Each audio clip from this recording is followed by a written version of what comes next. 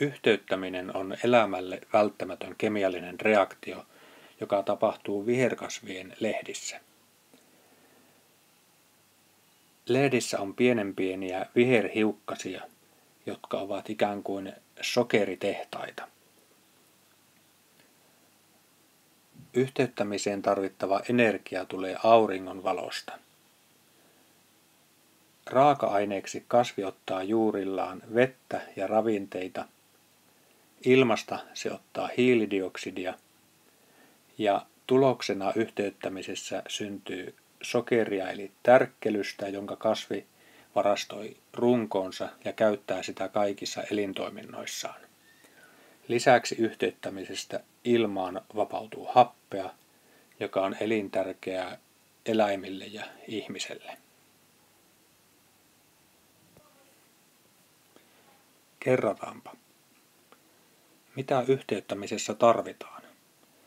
Vastaa kysymykseen sanomalla vastaus ääneen. Jos et vielä muista vastausta, niin katso tämä ohjelma uudelleen. Mitä kasvi ottaa maasta? Mitä se ottaa ilmasta? Mistä tulee energia yhteyttämiseen?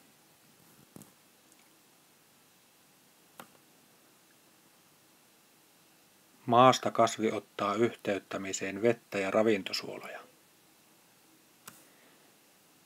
Ilmasta se ottaa hiilidioksidia.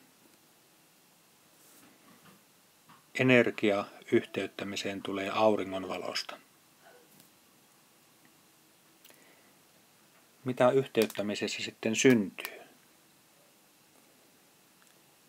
Mitä kasvin tarvitsemaa syntyy yhteyttämisessä?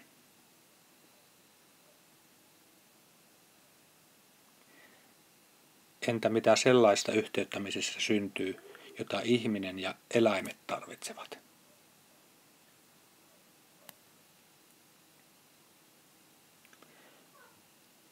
Kasvi saa yhteyttämisessä sokeria eli tärkkelystä. Ihminen ja eläimet saavat happea.